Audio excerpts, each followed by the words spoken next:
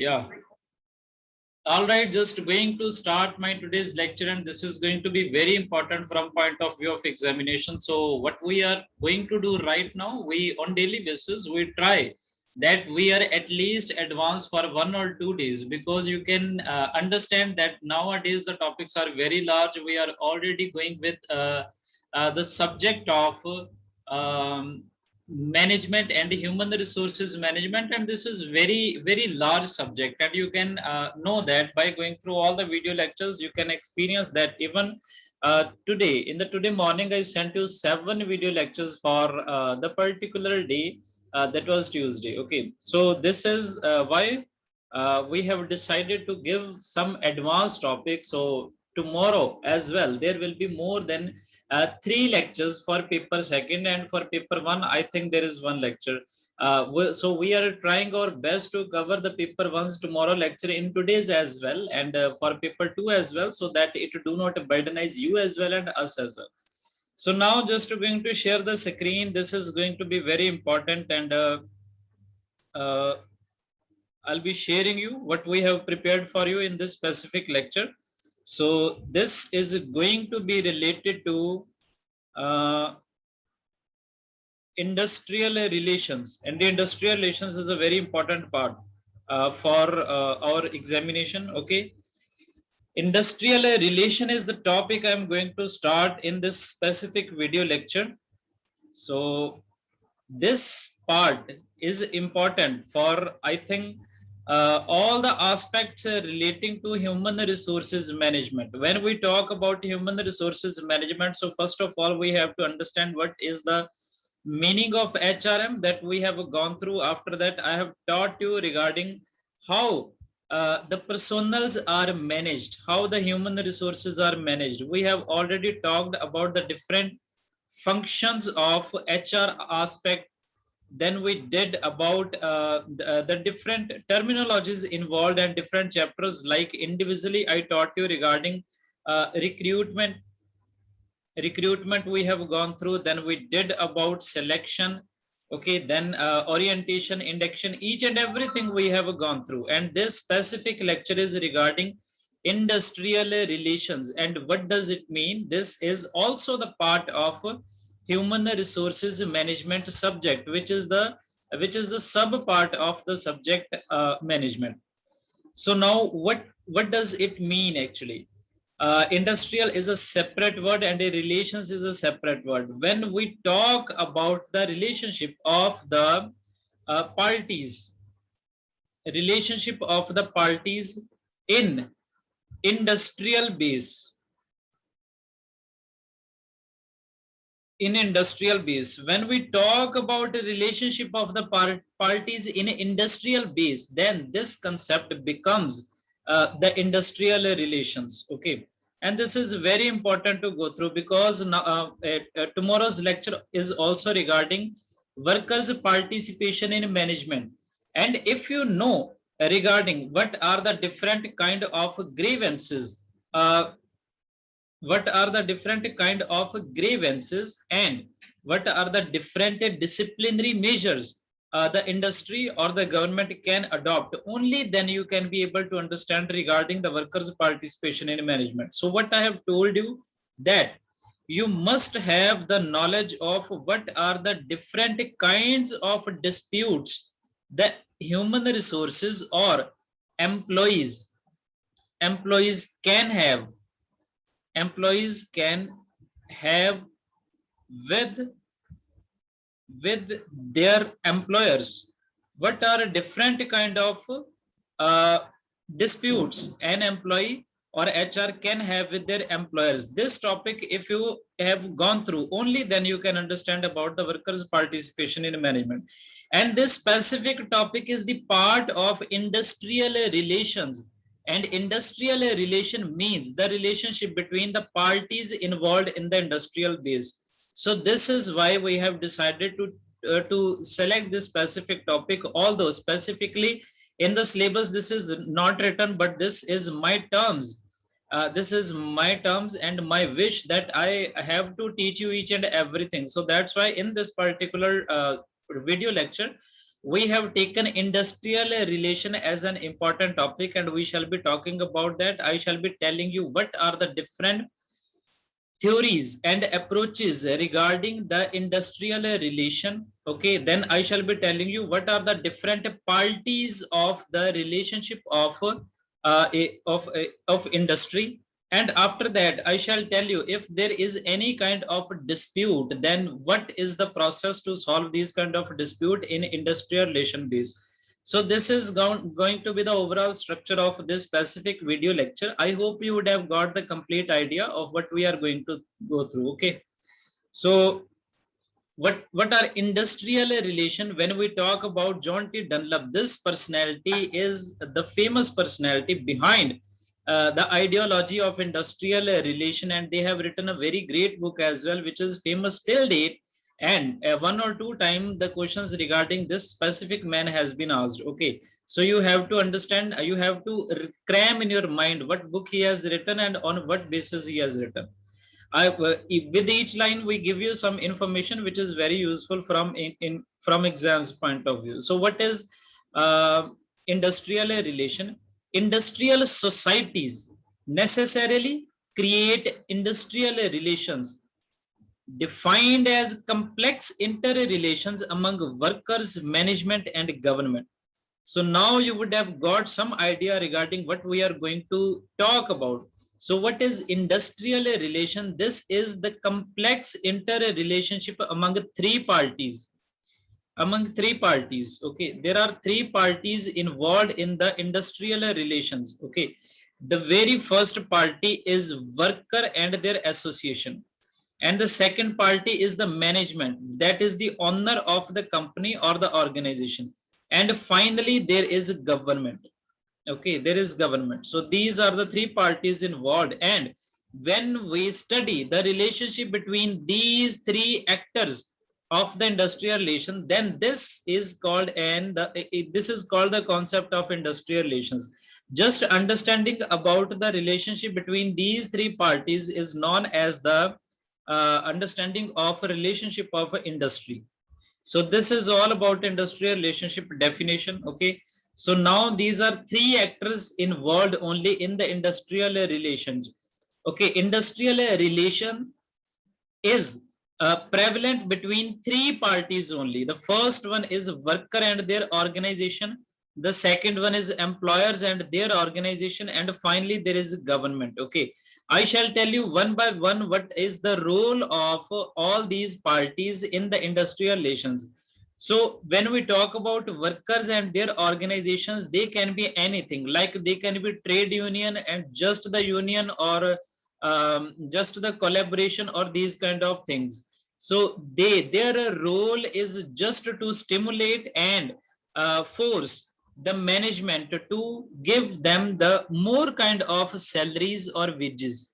Okay, they are more concerned about the emoluments whatever they shall get in lieu or in consideration of their services.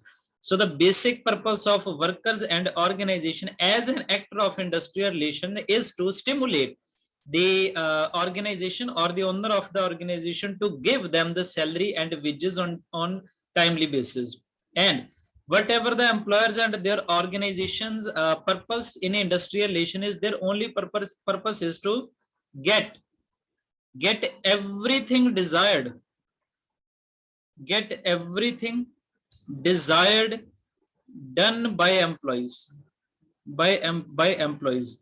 If anything is desired by the owner, then they can make it done by the employees. So this is the basic purpose of the employers and their organization, and they have the more bargaining strength in a case when it is about the talk of salary or wages or emoluments of the workers and their organization. So there are two parties I have informed you. The first one is workers and their organization. Their purpose, their formation purpose is only to stimulate the organization to give them the more emoluments, the salaries and all these things. And as far as the employers are concerned, their basic purpose is to stimulate or to encourage the employees to do much more for their organization so that they can achieve their growth and success. And finally, there is the third party. This is government. The role of the government comes only if there is any kind of a dispute, or if there are new rules, regulations and laws to be enforced in the country. So for this purpose only, the government rules exist in case of industrial relations. So I think you have got the complete idea of what industrial relations and actors in industrial relations are. Now there have been some approaches regarding the industrial relations. As we teach you each and everything regarding the different aspects of each and every topic, when we start a new book or new subject or new thing, then we always go through from the different approaches and the historical figures around all that thing. In the same way, there have been some approaches of the industrial relation as well. Okay, so what does these approaches tells you? Okay, so these approaches basically answer two kinds of questions. Okay, the first question is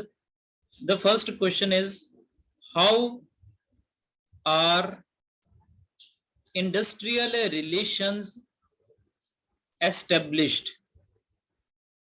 How are industrial relations established or defined? So this is the first question. Okay, the second question, how to solve industrial relation dispute? So these two things, these kind of approaches answer you. Okay, so there are basically two questions for which the approaches are there. Some approaches answer the first question and some approaches answer the second question. Okay, some approaches do not make a specific kind of a conclusion of both as well, but we have to go through. I shall one by one tell you all approaches regarding the industrial relation, and then we shall get to know what is the best possible source of industrial relation and how the disputes arises and how these are solved. One by one, we are going to study about all the approaches of industrial relations. So the first one is a unitary approach. So this is very old and the single approach, okay, that tells you that IR is founded on mutual cooperation, teamwork, shared goals, and so. So this says that industrial relation is the crux of industrial relation is the conclusion of all these things. What are the? This is cooperation, this is teamwork, this is shared goal, and so on. So cooperation between what? Cooperation between workers and employers. Workers and employers, and it can be between workers to worker, it can be between workers to employer, it can be between employer to employer. Okay, so all these things are considered in a unitary approach. Unitary approach only tells you that you have to go in a unity. Okay, only then you can grow. So industrial relation in case of a unitary approach is founded on mutual cooperation, teamwork, and shared goal. So that was the first approach. I hope that you would have got the complete idea of what is this about. The second one is a pluralistic approach. Okay, so this is pluralistic approach. So what does this tell you? This tell you that rather than in unity of a contribution, the contribution should be founded in groups. Okay, it should be founded in groups. Like there should be the group of workers, there should be the group of employers, there should be group of trade union or other parties as well. Only then the best kind of industrial relationships can be found out. Okay, so this approach was developed by British scholar, in particular by A. Fox. And the approach perceives the organization is a coalition. Coalition means this is concerned in groupism. Okay. That the organization is a coalition of competing interest groups mediated by the management. Okay. So there is management, complete management, and there are number of workers. Okay. There can be 100 or 200 workers, they can be in a separate groups. Okay, group 1, group 2, group 3.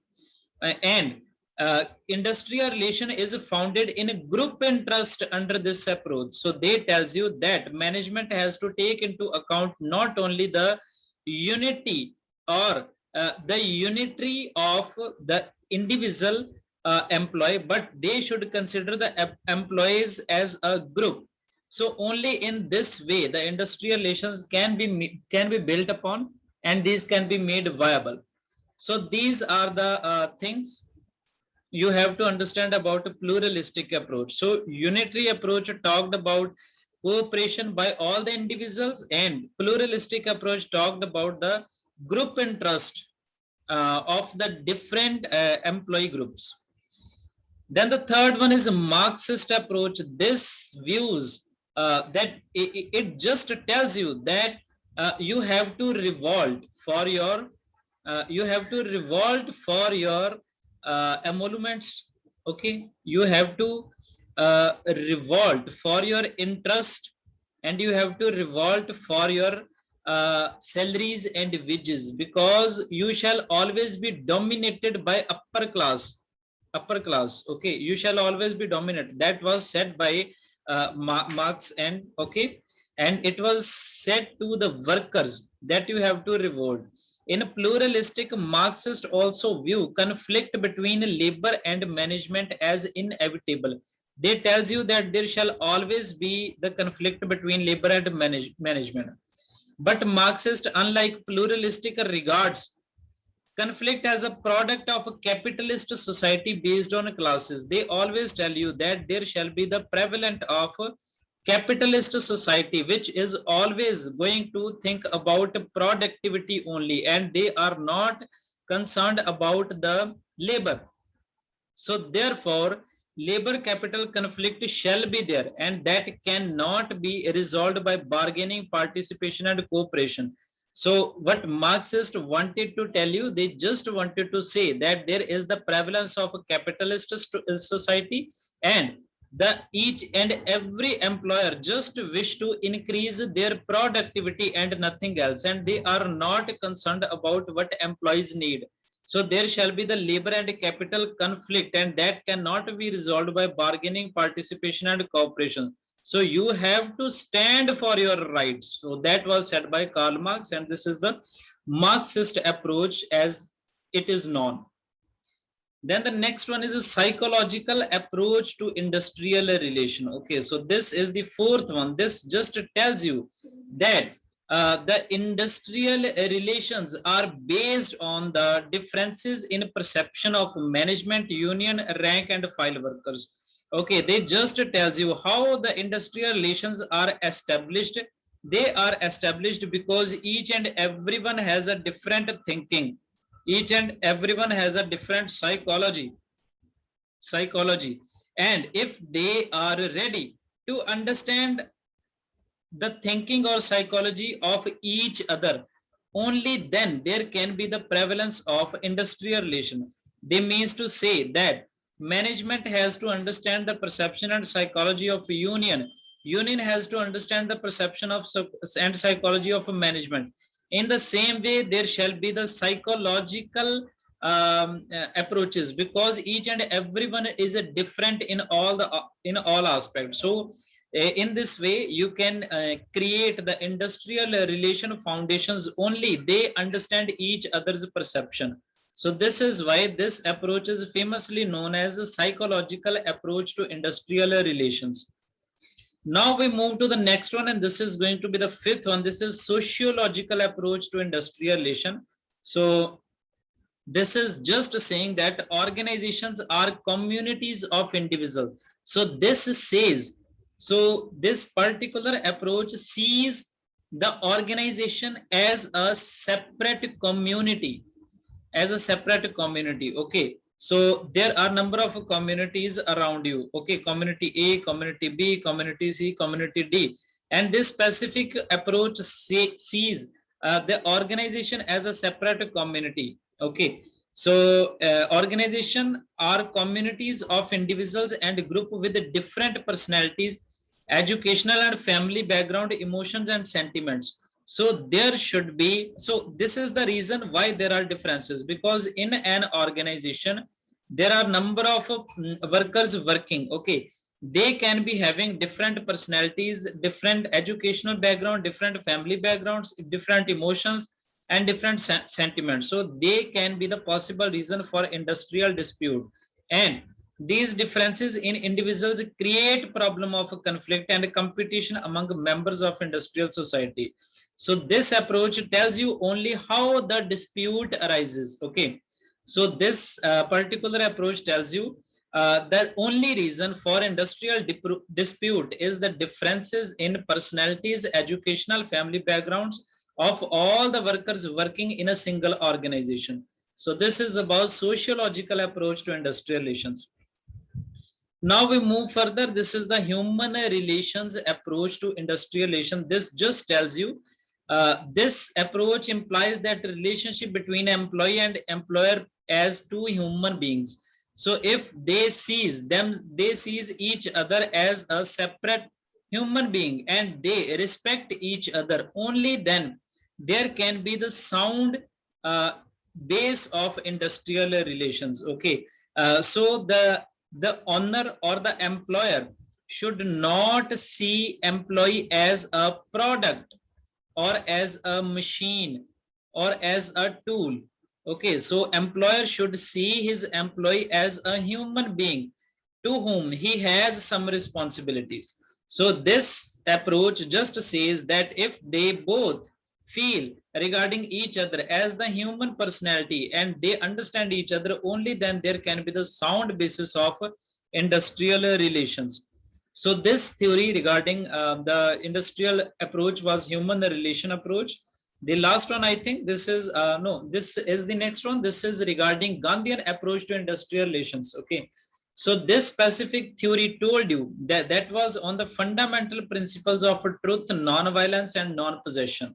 So they just told that Mahatma Gandhi just told that that the industrial relations can be found only on the principles of truth, non-violence, and non-possession. If both the parties, whether this is employer or this is employee, if they follow the idealism of truth, non-violence, and non-possession, only then there can be the sound base of industrial relations. So that was the Gandhian aspect regarding the industrial relation approaches.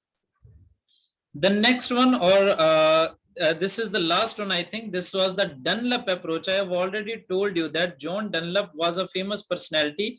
He has written a book named Industrial Relations System in 1958, which is still very famous, and number of research scholars go through from that specific book if they wish to pursue the research in that particular field. So they just have presented an analytical framework of industrial relation. What's their contribution is? Their contribution is only that. Okay, they have given an analytical framework of industrial relation. The purpose of his presentation was to provide tools of analysis to interpret and to gain understanding of the widest possible range of industrial facts and practices. So they have written a lot on 3 or 4 points. Okay, the first point was analytical framework of industrial relations. After that, they gave the tools for analysis and to interpret. For what? For interpreting the industrial facts and practices and how the relationships are developed. Okay, so this is the basic contribution of John Dunlop. So they have given their contribution in the area of how the relationship between employer and employee can be better established, and what is the analytical framework for industrial relationships.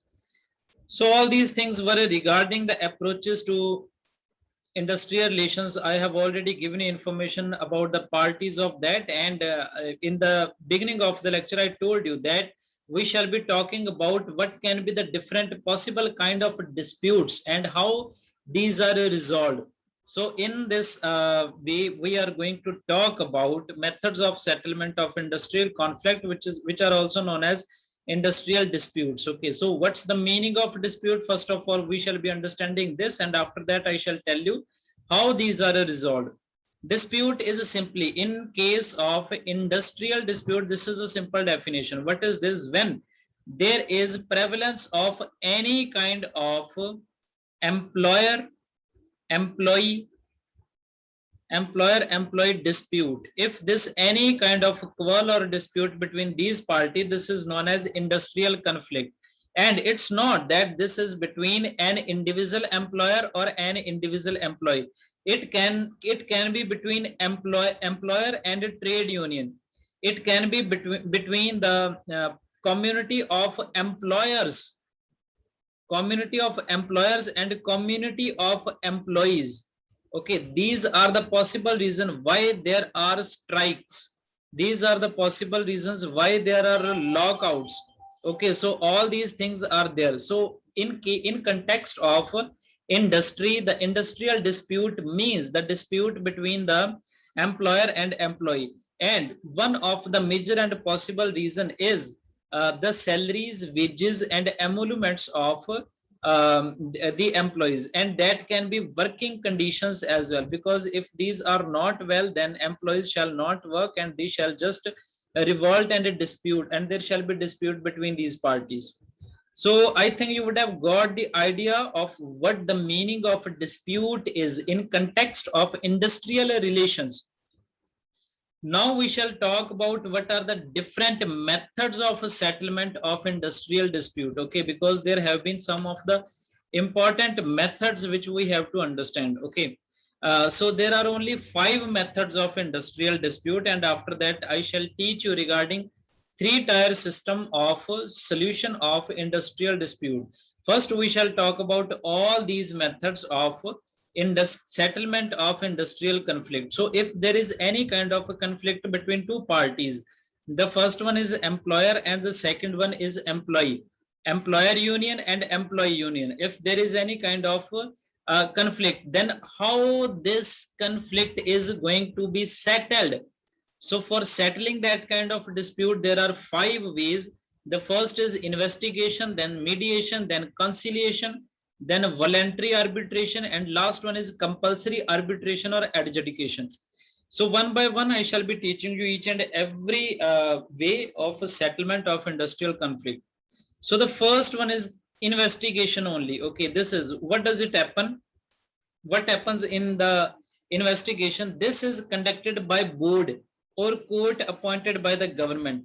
Do you remember that in the starting I told you that there are 3 actors in the industrial relations? Okay, the first are worker and their organization, then employer and their organization, and there is government. The role of the government is limited to making rules, regulation, act and laws, and the solution of industrial dispute. So here is the role of a government in the first approach. This is investigation. This is conducted by board or court appointed by the government. Their only purpose is to investigate the matter of the fact, why that dispute arose.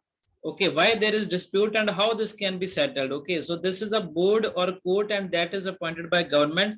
It can be voluntary or it can be compulsory. Voluntary when both of the parties, okay, both the parties, like this is employer union and this is employee union. When both the parties agrees and they request the government to appoint a board or court, then this is known as a voluntary investigation. Compulsory when they are not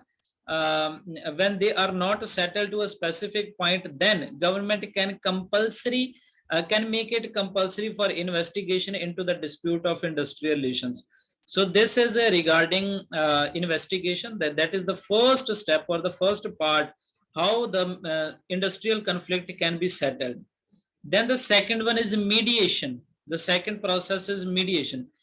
So in this way, the dispute is tried to be settled through mediation. In this method, outsider, one per party is an outsider that assist the parties in the negotiation. So there is the employer union, there is employees union, and there is a third person which is the outsider, and he tries to assist both the parties in the negotiation. It takes place with the consent of both parties. Both the parties are agrees to listen to that specific person. Its main aim of mediation is the settlement of a dispute by bringing about an voluntary agreement. So he always try to attach these two people again, and that is going to be the voluntary agreement if they consider that. Okay, so there may be three kind of mediations. First is eminent outsider, when they call them. Okay, when both the parties call the third parties themselves. There can be non-government board and there can be semi-governmental board as well. So these three parties can be the mediator in case of a mediation process. So what I have taught you in this specific method is that there are two parties, a employer union, this is employee union. If there is any kind of dispute is settled, it is settled by the third party known as mediator, and he plays the role of mediation so that both the parties are brought together to a voluntary agreement. So this is the second method of solution of industrial dispute. Now we move to the third one, and that is going to be regarding conciliation. Okay, the conciliation is the third part, and this is also as important as the other ones are. This is the third one. This is the process by which a representative of both workers and employers are brought together before a third party. Okay, so this is employer union, this is employee union. So they send their representatives. So this is a representative of A, this is a representative of party B. Okay, so they send their representative to a third party with a view to persuading when arrive at some sort of solution. Okay, so this is the third party which is called upon. This is known as a conciliator. Conciliator, he don't meet the direct party, he just meets the representative of both the parties, and he tries to make a binding decision. He tries to take a voluntary agreement, but his final decision is not a binding decision to any party. Okay, so this is called the process of conciliation. So there is only one difference between conciliation and mediation. In mediation, both the parties meet to the third parties themselves, but in case of a conciliation, both the parties do not meet themselves, but they send their representative for the third party. Then there is voluntary arbitration, and this is the fourth method of settlement of dispute. Okay, if both the parties fails to come to an agreement either by themselves or with the help of mediator and conciliator, they agrees to submit dispute to an impartial authority, and that is court. They send their dispute to an impartial authority whose decision they are ready to accept.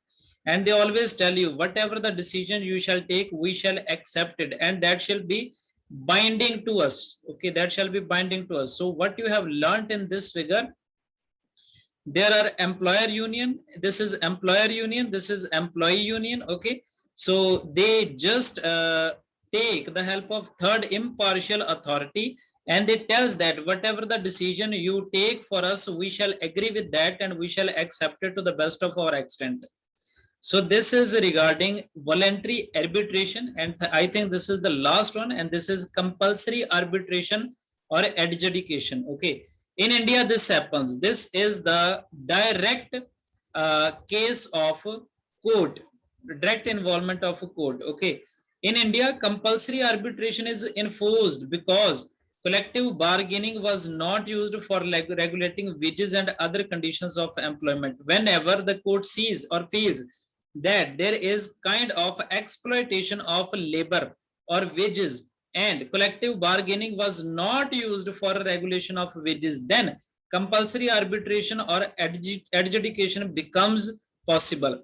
Under compulsory arbitration, the parties are forced to arbitration by state. State here refers to the government.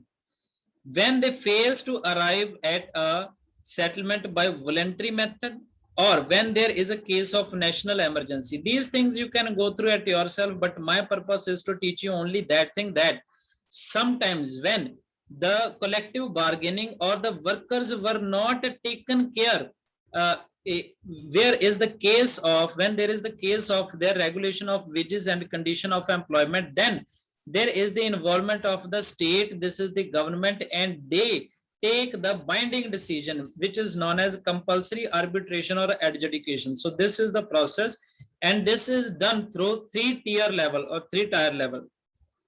So now you would have got the complete idea of how the industrial conflicts are settled and what are the different methods of that. The only thing that is left is three-tier system of adjudication. I told you that compulsory adjudication is done through three-tier system, and that was given by Industrial Dispute Act 1947 in India.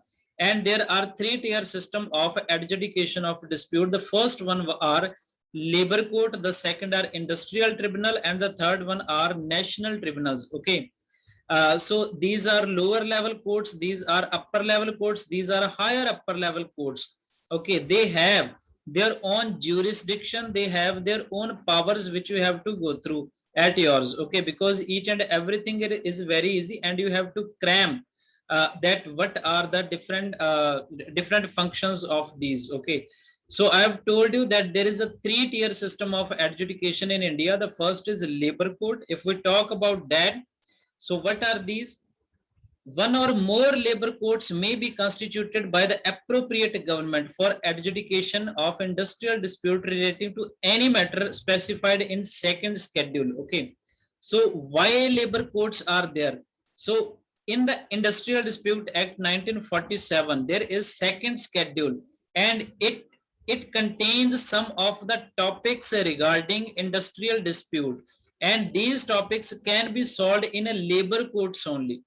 So this is all about the labor court. What I have taught you, that whatever the issues have been written, whatever the topics have been written in the second schedule of the act, regarding these topics, the settlement can be done by labor courts only. You can go only to the labor court. So that is the possible jurisdiction of them, and you have to understand that, and you have to go through from their functions as well. Then there are industrial tribunal. Okay, so there are industrial tribunal. What does they do? The government may appoint one or two industrial tribunal for adjudication of dispute relating to any matter specified in second or third schedule. Okay, some topics, or if the topics of the second schedule are not resolved upon by the labor court, then they can be solved by the industrial tribunal as well. So industrial tribunals have the responsibility of solving the disputes covered under the second schedule and the third schedule of Industrial Dispute Act 1947. So their responsibility or their jurisdiction is to solve these topics covered in that specific act. So they comes at the second tier system. So the first tier was labor court, the second was industrial tribunals, and these are the last one, and this is that. Okay, these are national tribunals, and these are when there is none kind of a consensus between the party, then the central government by notification in official gazette can constitute one or more national tribunal for adjudication of industrial dispute. Okay, which the government sees that involves the question of national importance. Okay, so whenever the government feels that for national importance or for anything like that, if the industrial establishment or the question under the problem is regarding national importance, then they can establish a national tribunal. And how this is established? This is established by notification in official gazette by the central government. Then the national tribunal judges can play vital role in the solution of the industrial dispute between the parties. So that was the detail regarding the three-tier system of the adjudication in as far as the industrial dispute of India is concerned, and that were given in Industrial Dispute Act 1947. So these were all the details regarding that. Okay, I hope you would have the complete idea regarding what you have to understand in these three items. The only thing that is left is just a cramming point, like you have to understand, you have to go through from the jurisdiction of that, and you have to go through the time period. I think there is kind of time period as well for different courts that you have to go through. Each and everything shall be provided to you. This is going to be the first lecture for today, and the next lecture shall be taken 10 minutes from now onwards. And because in today only we have to take 3 or 4 lectures, I think only then we shall be able to cover all the aspects relating to human resources management. So this was the complete detail regarding the industrial dispute system. Okay. So that was only the first lecture we have delivered. Actually, I didn't know that number of students will be joining that particular lecture. On daily basis, we are taking 3 to 4 lectures so that our syllabus is covered. Otherwise, I can also teach you in a way that whatever has been specified only in the syllabus, I teach you those parts. But we have experience that whatever we are going through, these are very important and you have to understand. Today we have to take 4 lectures. Okay, in case you are busy, you can skip that. Each and everything shall be provided to you. In the same way, there shall be 4 lectures tomorrow as well. So at exactly 6 past 20, because I also need the rest for 10 or 15 minutes, 6 past 20, there shall be the lecture for paper 1. Okay, so don't miss that as well. Thank you so much for joining me in this specific lecture.